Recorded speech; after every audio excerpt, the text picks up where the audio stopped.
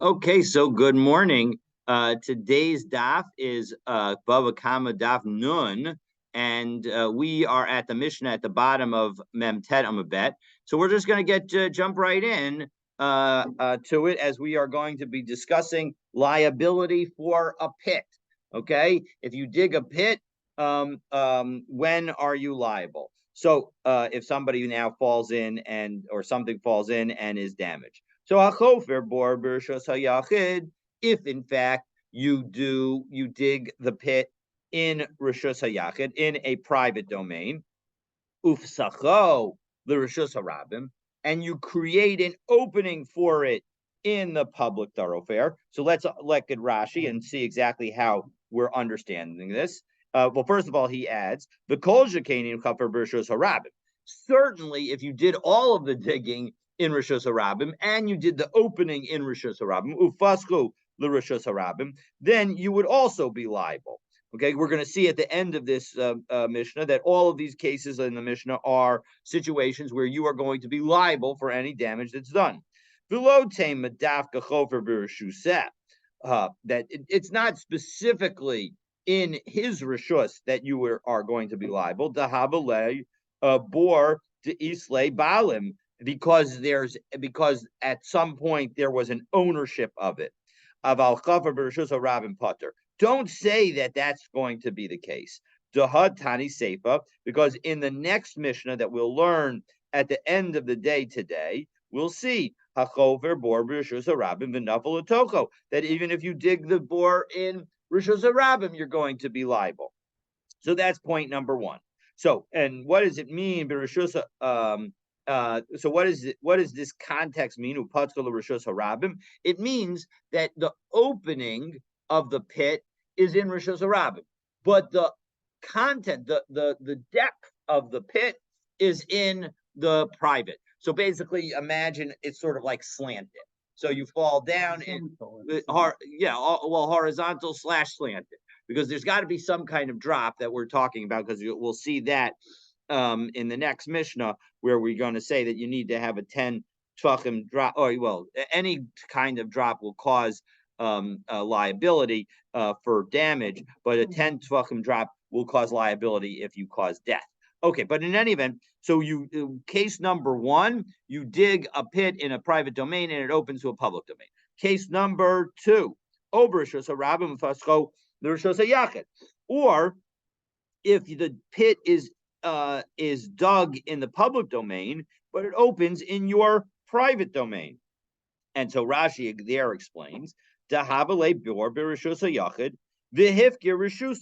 this is the second Rashi in the Mishnah, and he says that specifically we're talking about where the opening is in your possession, and then you are mafkir it. You make it hefker, you make it ownerless. So v'hefker rishuso, and you make your property ownerless. Delo matzi l'meimer my boys birshusi, because we can't allow you to say, what are you doing in my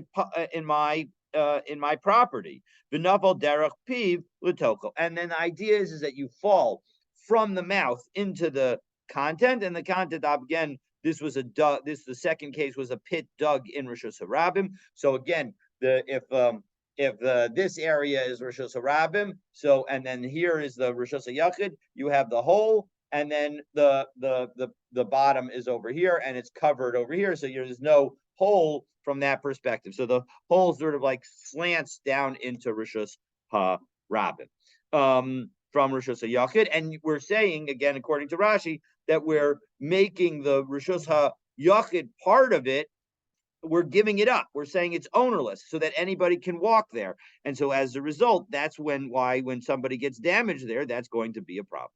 If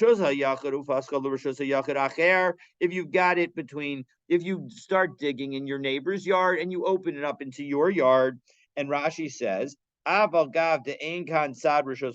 even though there's no specific connection immediately to the Rishos Harabim, chayav, you're going to be liable. Why? We're talking about a situation where you own the side of the pit that is opening, you own the opening of the pit, and you make the land there hefker. You make it ownless so that anybody who wants to come in is able to come in. So that's the third case. And all of these cases, we say, chayav, you're liable. You're liable because, and let's take a look at the Rashi chayav. We skipped it. It's the last of the narrow lines, last word on the line. De kasaver chayuv debor bein b'rishus harabim bein b'rishus hayachid he ubilvad sheyafkir rishuso. That according to this Mishnah, it doesn't make a difference whether the pit and the opening of the pit is in Rishus Harabim or Rishus Hayachid, as long as you no longer own the space, because you obviously, if you own the space, then you have the ability to say, what are you doing in my property, right? We don't want the person to be able to say that in order to be liable, because if you can say that, you're not going to be liable. All right, so that is our Mishnah. Next, Tana Rabbanan. So the Gemara is going to quote a brisa that outlines a debate regarding the ownership of the pit and the surrounding area. So first we're going to have Rabbi Yishmael and Rabbi Akiva, and then we're going to have a debate between Rabbah and Rabbi Yosef. So let's see what the debate is between Rabbi Yishmael and Rabbi Akiva. Tana Rabbanan, hachofer bor b'rishos hayachid ufschacho l'rishos harabim. So then chayev. If you dig a pit in the private domain and it opens to the public domain, you're liable. B'zeu bor ha'omer b'Torah. And this is the pit. This is the quintessential pit that is mentioned in the Torah. Divrei Rabbi Yishmael. That's what Rabbi Yishmael says. And let's take a look at Rashi. Upischo l'rishus harabim keven shahatakala, because the obstacle, the rishus harabim havim, is in the public thoroughfare. Havale kami shechafru b'rishus harabim. Then it's as if you dug the whole pit in rishus harabim. So that's the whole point. So the point is that is the key element that for Rabbi Akiva, for Rabbi Yishmael, it seems that you're dug in rishus harabim. Rabbi Akiva Omer hifkir rishuso v'lo hifkir boro zehu bor ha'omer b'Torah. That when you give up the ownership of your property, but you don't give up ownership of the pit itself. So as a result, the people have the ability to walk right up to the edge and thereby potentially accidentally fall in. Zehu bor shahomer b'Torah. That's what the Torah is referring to when it talks about a pit that for which somebody is liable. So again, the question is what is it? It's not completely clear from this brisa what Rabbi Akiva and Rabbi Yishmael are arguing about. So Rabbah comes and gives us the details and answers the implicit question of what do they, say about liability in the case detailed by the other. So Rabbah says the following: Amar Rabbah bevor b'rishus harabim, when you have the pit in the public thoroughfare, kule alma lo pligi d'mechayev. Everybody agrees that you're going to be liable. My timer, what's the reason that there's going to be complete agreement on liability when it's all in the public thoroughfare? The Torah tells us that if you uncover a pit and if you dig a pit, so if you're going to be liable in connection with uncovering a pit, well, kriya lo kol shekain, wouldn't you certainly be liable for digging the pit? Of course. So why do we need to mention both of them?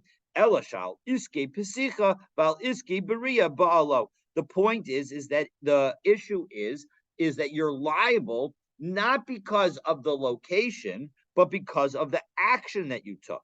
So as a result, that's why everybody agrees that if you do the action, even if wherever you do it, if you do it in the public thoroughfare, actually, that you're going to be liable. You don't have to own it. Lo nechlaku ella. They only argue, as we turn to Nun Amud Aleph, bivor birshuso, when you do a pit in your own property. Rabbi Akiva savar bor birshuso nami chayev. A pit in your own property is also chayev, and that's why he says that if you, where we're talking about, you renounce the ownership of the area immediately around the pit. Rabbi Yishmael savar bal tatakala, and Rabbi Yishmael says I'm sorry, I apologize. I skipped a little bit. So why? Because Dixiv Bal Habor. Because the next pasuk refers to the owner of the pit, and the owner of the pit suggests that it could be even in private property. So before de Isle Balam Kamma Rahmana. So we see that there's also the possibility of liability when somebody owns the pit. Rabbi Yishmael Savar Bal Hatakala. No, and Rabbi Yishmael doesn't say that it means when you say Bal Habor in the next pasuk, it does not actually mean the person who formally owns the property where the pit is located. No, it means that somebody built the pit, somebody made the pit. It's about the construction. It's not telling you about an ownership level. So that's the story according to Rabbah. So Elamai Zehu Bor Haomer B'Torah to Ka'am Rabbi Akiva. Well, 1 second. In our brisa, we both Rabbi Yishmael and Rabbi Akiva said this is the bor that's mentioned in the Torah, which implies that something else is not the bor that's mentioned in the Torah. So what does that mean when Rabbi Akiva said it? Because he seems to be holding that there's going to be liability in all situations. That it means that this is the most extreme case. And this is the case that we begin to say that there's going to be an obligation to pay, but any case that is more extreme than this is, or less extreme than this, is also going to be liable. So that is Rabbah's approach. Again, they argue in connection with private property, but they agree with respect to the public property. Okay, the Rav Yosef Amar, Rav Yosef says the exact opposite, that before Bereshus HaYachid, when it comes to private property, Kuli Alma Lo Pligi D'Mechayev, everybody agrees that you're going to be liable, again, assuming that you make at least up to the lip of the pit open so that everybody could go there, so that you don't have the ability to say that, what are you doing in my property? My timer. What's the reason that everybody agrees that in private property you're going to be liable? Because Balabora Marachmana, the Torah specifically references the owner. All right, so using again the latter part of what Rabbi Akiva had cited in the first case, we're now going to cite it to say that everybody agrees that the owner of the pit, when it's in private property, is going to be liable. So bevor de Isle Balamaskin, and we're talking about a pit that has an owner. So ki pligi bevor b'reshus harabim. They argue about the pit in the Rishus Harabim. Rabbi Yishmael Savar Bor Rishus Harabim Nami Chayev. Rabbi Yishmael says that you're chayev not only in a private property pit, but you're in a chayev on a public property pit. Because it says that if you uncover, or if you open, or if you dig, so those imply im ala psicha chayev Korea lo kol shekain. Why do you need to mention both of them? Elashal iske pesicha val iske Korea ba. It's coming to tell you that even that it's the action that matters, not the ownership. For Rabbi Akiva, why doesn't Rabbi Akiva use that same drasha and say, hey, it's the action that matters, not the ownership? Hanu mitzrach trichi. Actually, you need to say both cases. Why do you need to say both cases? Because if I had only written the case of opening, Hava Amina Poseachu Dusagi Lebekisui, I might have thought that only where you uncover something and open the mouth of an existing pit, that's where it's okay for you to just cover the pit.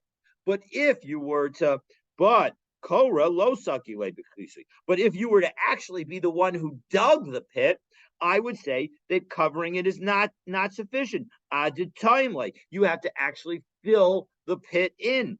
Meaning the point is that what you did has to be fully undone. And but the fact that we now say in the pasuk both of these, that shows that it's actually okay to just cover in both situations. Both whether you dig it or whether you open it, it's sufficient to just cover the pit and not to fill it in. And if the Torah had just written that a person is liable for digging a pit and not about and not for opening, Havamina Kriyahu Debai Kisui, I might have thought that only when you dig a pit are you obligated to cover it. Bishum de Avad Maisa, because you did a real action. You actually dug the pit. But about Poseach, but maybe one who uncovers the pit, Delo oven mice. You didn't actually do anything creative. You didn't create the pit. You just uncovered it. Ema kisui nami lo boy. Maybe you don't even have to cover it. So Kamash Malan, that's why you need to teach us both. And so as a result, the bottom line is Rabbi Akiva says that you're liable only in private property and not in public property. And Rabbi Yishmael says you're liable both in private property and public property, according to Rav Yosef. So ve'elamai zeu bor ha'omer b'torah dekama Rabbi Yishmael. So again, why does Rabbi Yishmael use the language of this is the bor that is mentioned in the Torah? This implies this, but not something else. So no, it doesn't in fact imply something else is not included, because just as we answered the first time with respect to Rabbi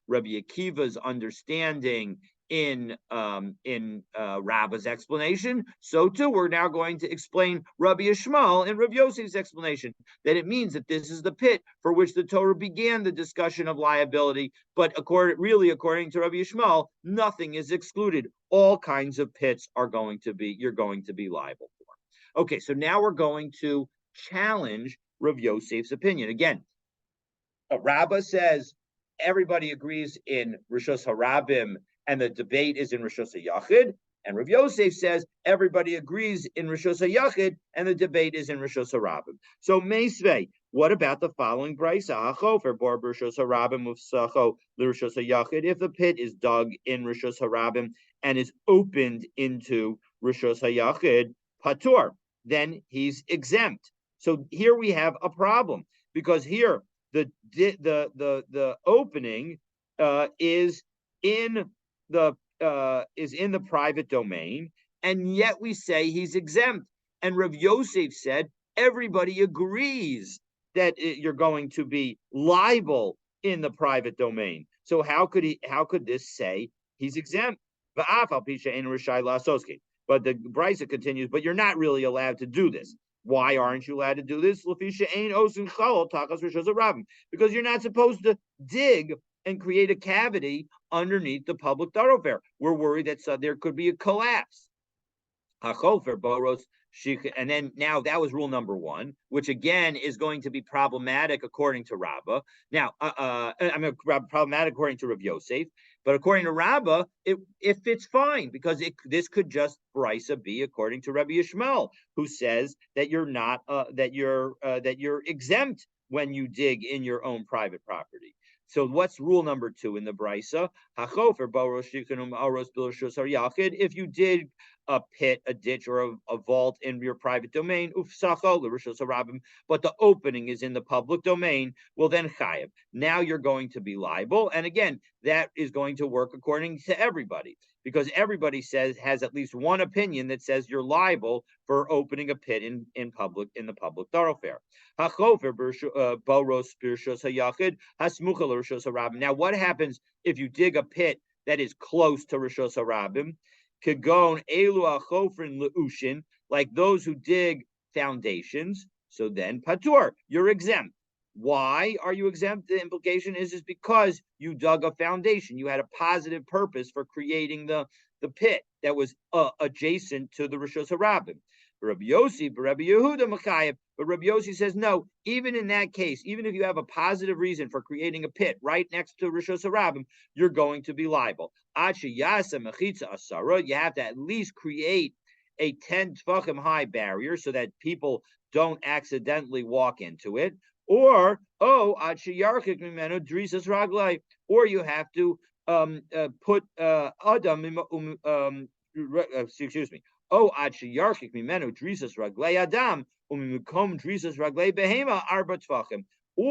so if you don't put a 10 tefach high barrier, then you at least need to withdraw from the edge of the public thoroughfare by 4 tefachim. Whoops, I think I said 4 amot, but it should be 4 tefachim.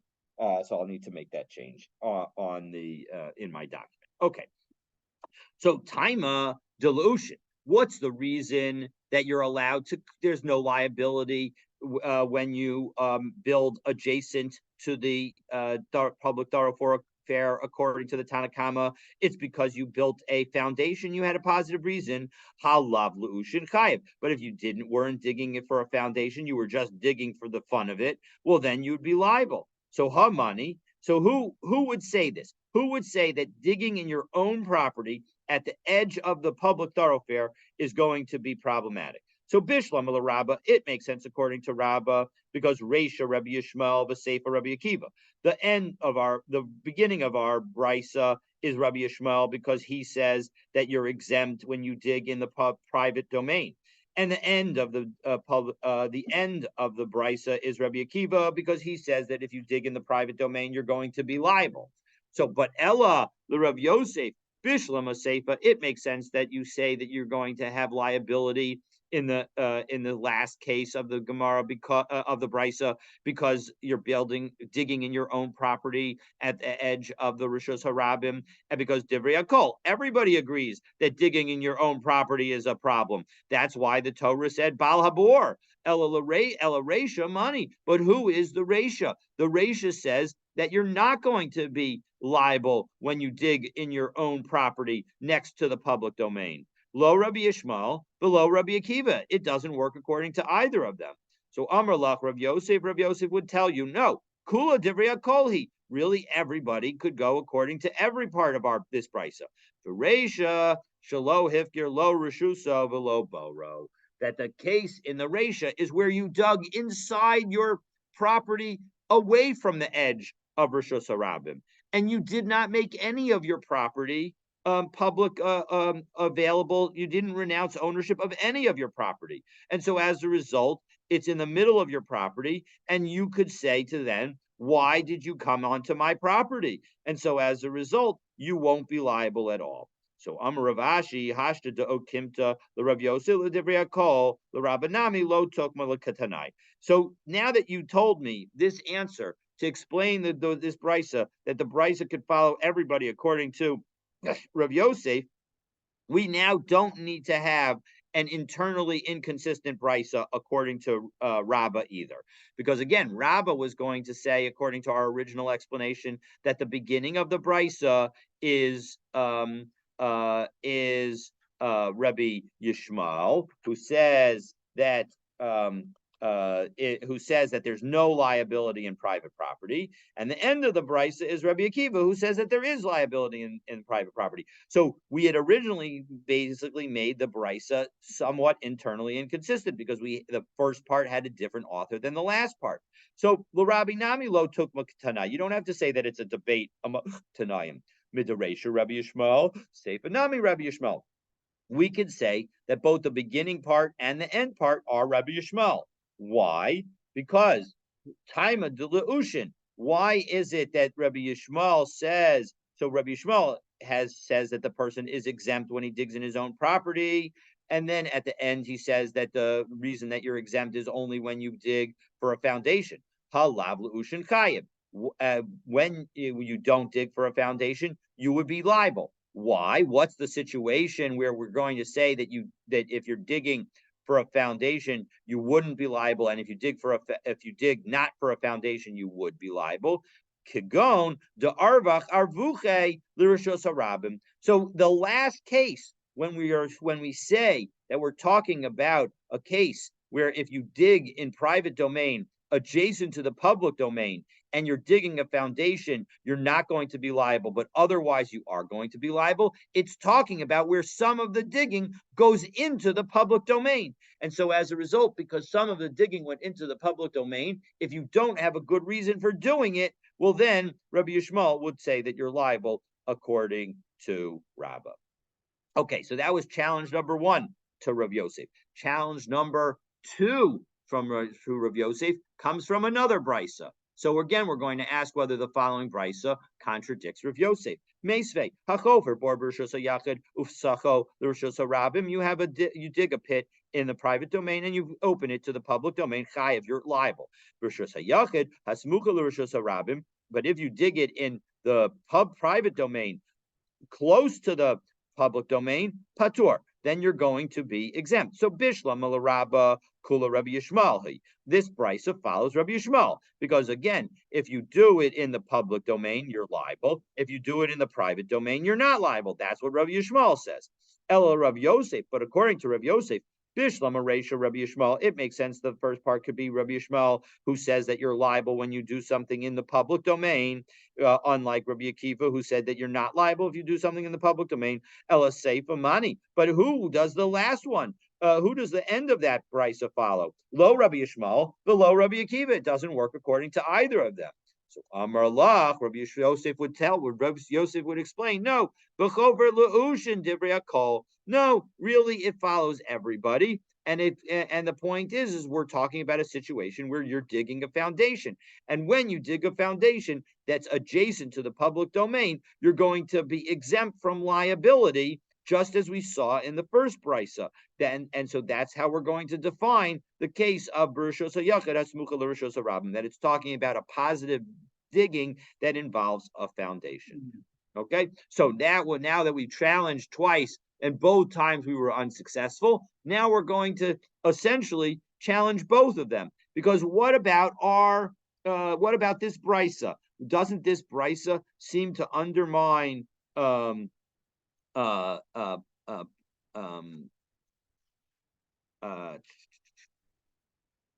I'm sorry. Now we're going to. I apologize. We're not going to challenge both of them. Right now we're going to cite a brisa that gives us a qualification as to how you can exempt yourself. There is one thing that you could do. We've been talking all along right now where you dig up a hole in your own private property, and then what do? You say it's hefker. It's ownerless.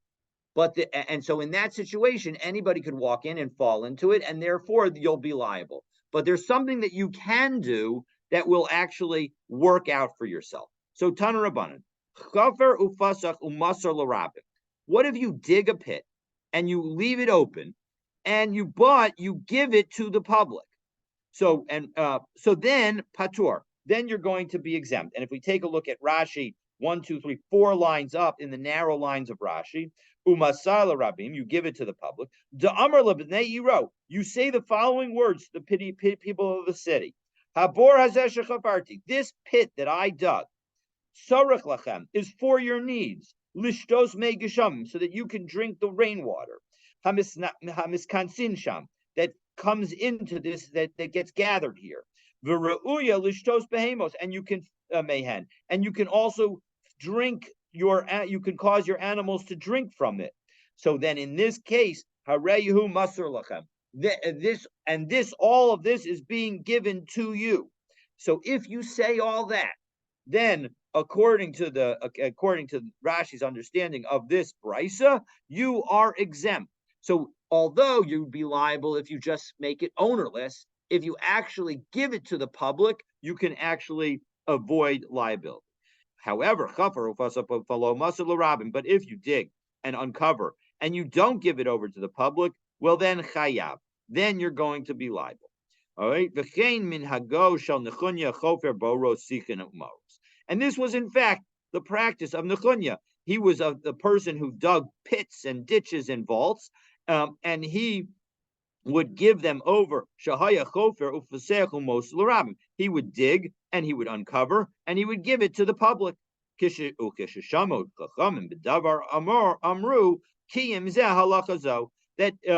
when the rabbis, when the chachamim heard about this, they would say, "Oh, this guy, he fulfilled this law." So in second, halacha zuvasulo, this law and not any other law, that seems to imply that he doesn't fulfill other laws. That doesn't sound right. So no, ela af halachazo. No, the point is that he also fulfilled this law. So Tanu Rabbanan. Now we're going to teach a story that happened to him and highlights the righteousness of Nechunya. So let's take a look. So Maisa bevito shel Nechunya chofer shichin, that here we had this Nechunya, who's the ditch digger. Shenafla lavor gadol. She fell into a big pit. Bava hudio as Rabbi Chanina ben Dosa, and it was right now assumed to be filled with water.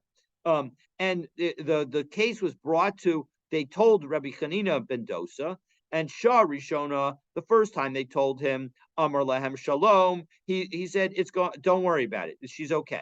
Shnia Amar Lahem Shalom. Second time he said to them, don't worry about it. She's going to be okay. Shlishis Amar Lahem also. Third time, she's come up. She's out of it. So they went and they checked, and yes, in fact, she had survived her fall into the water. Amrullah, mi ha'alach, who brought you out? So Amra lahem, she said to them, Zachar shel rechelim nizdaminli, the zaken echad manhigo. A male sheep came and invited me, or came by me, and an older gentleman was leading it. So who is that? So Rashi tells us that Zachar shel rechelim, Ilo shel Yitzchak. This is the ram that belonged to Yitzchak. V'zakin manhigo. This is third line down in the widest lines of Rashi, and third line up from the bottom of Rashi. Zakin manhigo. Who is that? Abraham. So both of those. That was all in order to highlight the fact that it was a miraculous rescue, that essentially somebody was able to help her out of the water. So that is so Amrlo. So now they told Rabbi Chanina, a Naviata, are you a prophet?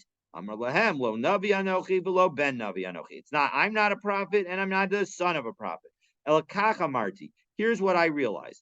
Davar she'oso tzadik mitztar bo, yikashal bo zaro. That if somebody is really careful about something, and is worried about it, and they work for the public good about it, is their child going to fall through that? Is something bad going to happen to their child? I don't think so. Amar Rabbi Acha Afa Pikein Meis Beno B'Tzama. So even though this is true, that Nechunya did all this work in order to enable the people to drink, Nechunya's son unfortunately died of thirst. So it is still possible to have that happen. Now, there are a couple of possible explanations here. So one is that, of course, he did the digging; he didn't do the filling of the water. And the other possibility is that it works one time, but it doesn't work two times. Or it depends on the situation. If Nechunya, it doesn't always work. So and how do we know that sometimes bad things will happen to people who are even careful, but they weren't careful enough? Shenemar usvivav nisara me'od, that his surroundings are extremely turbulent. That meaning that milamish HaKadosh Baruch Hu medaktek in svivav afilu kechud hasara, that the Hashem is very stringent and very exacting with those who are around him, even to a hair's breadth, meaning that just a minor action could end up causing a problem. Rabbi Nechunya Omar, Rabbi Nechunya says mehacha. Now you can see that lesson from the following pasuk, and that first pasuk was from Tehillim, and this second pasuk is also from Tehillim, where it says al il na'aratz bisod kodoshim rabba v'nora al kol svivav, that God is dreaded in the great council of the holy and is awesome over all who surround him. So again, if you are nearby God, then there's going to be an awe of God over you, meaning that if you do anything, even the slightest thing wrong, you are going to be potentially punished. Amar Rabbi Chanina Kola Omer Kadosh Baruch Hu, but Vatranhu, anybody who says that God is ignores sin, Yivatru Chayav, his life will be disregarded. Shene'amar Hatzur Tamim Pa'olo Kichol Derachav Mishpat, that Hashem, his work is perfect, and Hashem is the rock, and his work is perfect, and all his paths are justice. So the point being is that if you suggest that he is not that there's some kind of injustice in the world, so then that's going to be problematic. It's not. I don't think that this is intending to say that if you say God is merciful, then that's a problem. The point is that it's a disregard. It's sort of ignoring. If you're going to say that God ignores something, that is going to be problematic. So Amar Rabbi Chana ve'isema Rabbi Shmuel Bar Nachmani, and some, whether it was Rabbi Chana or Rabbi Shmuel Bar Nachmani. So what they said the following. I'm sorry, I did not. I should have been scrolling. So here we go. So what happened? So my diksiv, as we turn to Nun Amabet, Erech Apayim, which we actually read this morning because today is Asara B'Teves. So we say Hashem Kel Rachum V'Chanun Erech Apayim. Hashem is, so here we have a nice Daf Yomi coincidence. Hashem is a Erech Apayim, slow, which we understand to mean slow to anger, which to break down the words, Erech is sort of delayed or a long thing, and Apayim, it literally it means faces. So, and which we understand, meaning that sort of God is going to delay looking at something in order to get angry. But Erech, so Veloksiv Erech, but it doesn't say singular, which would certainly seem to indicate anger. Let's take a look in Rashi, because Erech af mashma marich roges umamtin mulifra, that it seems like Hashem is delaying getting angry and delaying paying back. So Erech Apayim mashma shnei ritzonim. That Erech Apayim seems two kinds of wills, achat shel tova ve'achat shel ra'ah, one good and one bad. So what does that mean? Why does it say Erech Apayim? So Erech Apayim litzadikim v'lerashayim. It means that Hashem is slow when it comes to both tzadikim and rashayim. So litzadikim, when it comes to the tzadikim, back into Rashi's second line at the end of the line, Mila Shalom Schar Tov L'Alter. Hashem doesn't want to give reward in this world because Hashem wants to give the reward in the world to come. U'rashayim, and when it comes to Rishon, Milifra Milahen La'alter, he doesn't want to punish them in this world because he wants to punish them in the world to come. Now, Tosos points out an interesting distinction, because if we take a look at the top Tosos on Nun Amabet, Ba'osim Pasin, in the second parak of Eruvin, Mashma l'Rishaim l'Havidam min ha'olam haba. Exactly as we're implying here, that the reason that Hashem delays punishing the wicked is in order to cause them to lose out in the world to come. But ubechelek, in the 11th parak of Sanhedrin, Mashma l'Tova, that implies that it's for the good that Hashem is delaying the punishment. So how do I understand these two different Gemaras and incorporate this Gemara as well? Yesh lomar kishe'ein sofa la'asos tshuva hu l'ra. That the point is that the delay associated with not punishing has the possibility of being good or bad. That when you fail to do tshuva, so then that will be a situation where it will be bad. But if in fact the delay in punishing you enables you to do tshuva, so that way you won't get punished at all, that's going to be for your good. So that's the story. So the point is that when we do something bad, if we don't see an immediate punishment, it's an opportunity for us to do tshuva. And we should recognize not that Hashem, God forbid, is ignoring our sin and disregarding it. That would cause us to get punished even more. But instead, Hashem is being kind to us to enable us to do tshuva, and so we should do tshuva immediately. Okay. Yeah, I guess they didn't have any problems catching the minion. That's wonderful. So Tana Rabbanan. So now we have a situation where somebody moves problematic things into the public domain. So let's take a look. Lo yisakel adam mirushuso l'rishus harabim. One shouldn't take stones from his rishus into rishus harabim. Meaning, if your property has lots of stones on it, you want to get rid of those stones because you don't want to have to thresh through those stones. But you can't just throw them into the public domain, because that will create a stumbling block for people. So there was a certain person, he was throwing stones from his possession, from his property into the public property, public thoroughfare. So what does he say? So so a righteous person happened upon him. Amarlo, and he said, Reka, empty person.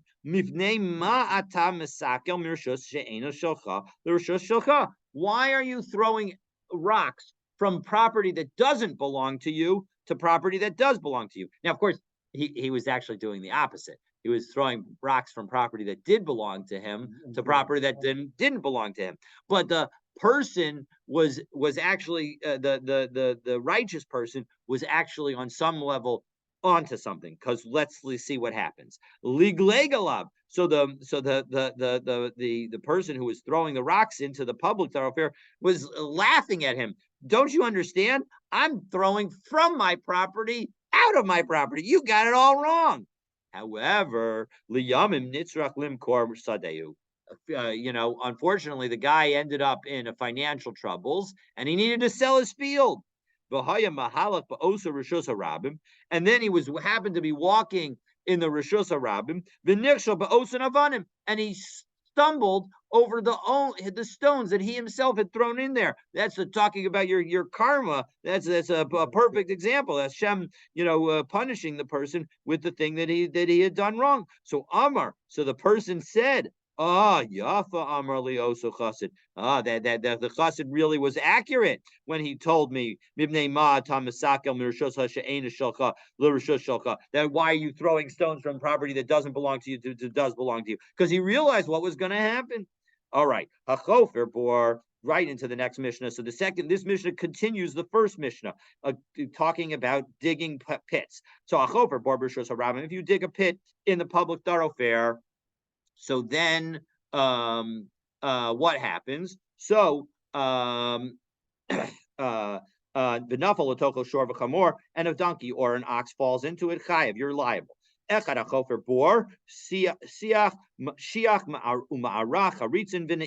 Doesn't make a difference what kind of pit they are. So Rashi goes through, but we're running out of time, so I'll go outside. A pit is a round cylindrical location. A ditch is a rectangular cylindrical, a cubic location. A vault is a ditch. I apologize. A ditch is not a pit is cylindrical. A ditch is long and narrow. A vault is a squared off property, but it has a cover. And then a squared off pit is a squared off space that doesn't have a cover.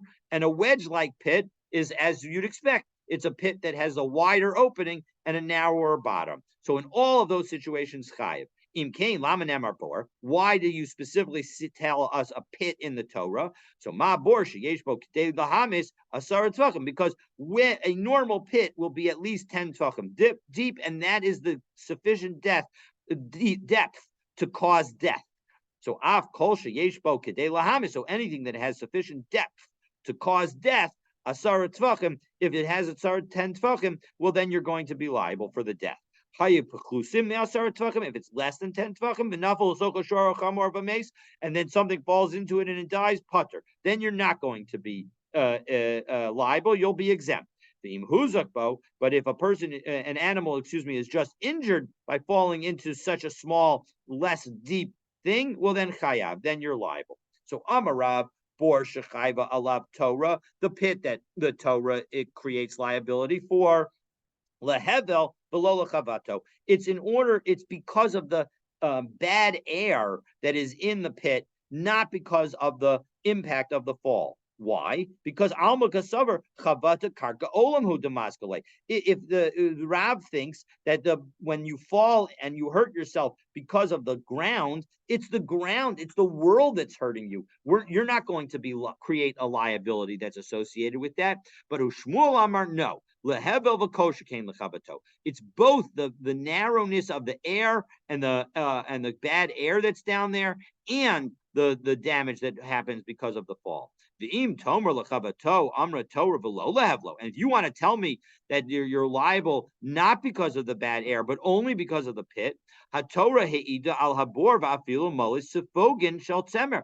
The Torah never told you what the pit was filled with. What if the pit was filled with wool? So there's no damage through impact, but the animal still has something bad happen to it because of the bad air that's in it. So still you will be liable. So my benai, what's the difference between Rav and Shmuel? So ikabenayu de avad gova birshus harabim. If you create something tall structure in the public thoroughfare, l'Rav gova l'mumchayev. So for Rav you won't be liable because there's no bad air. L'Shmuel agova nami mechayev. But Shmuel says you're liable for the hitting of the ground, and so you'll be liable even in that case as well. My time of the Rav, what's the reason that Rav says what he says? Da'amar krav nafal, because the Torah says that you fell. So ad sheyipol derech nefila, you had to have a normal kind of falling into a pit, and that means the bad air. Shmuel v'nafal kol dehu mashma. Shmuel says no. Falling doesn't imply just a normal kind of fall. It means any kind of fall. So therefore, that's the explanation. So Tanan im kain lama nemar bor. So in that case, why we have a brisa? We have our Mishnah. Why does it say bor in the Torah? Ma bor sheyesh bo kedei lahamis asar tfachim av kol sheyesh bo kedei lahamis asar tfachim. So our Mishnah said any kind of thing where there's 10 tfachim, you're going to be liable. So Bishlam and Shmuel, according to Shmuel, that works because what does it come to include? That comes to include even an elevation that you would be liable for. So, so that works. But Ela Rav, but according to Rav, what does all come to include? So latuya charitza v'ne'itzin, it comes to include the squared off pit and the wedge-like pit. In both of those situations, I might have thought you would not be liable. So the by telling us that 10 tefachim is going to be sufficient, so then even those you will be liable if they're 10 tefachim deep. But 1 second, we specifically mentioned all 5 kinds of pits before we got to this discussion in our Mishnah. So Tani Vahadar Mafarish. So yes, it mentioned them, but it didn't give you the explanation for why they would be liable. And so as a result, after mentioning them, our Mishnah then explains why the law is that way, namely that as long as it's 10 tefachim deep, then it's going to be considered problematic.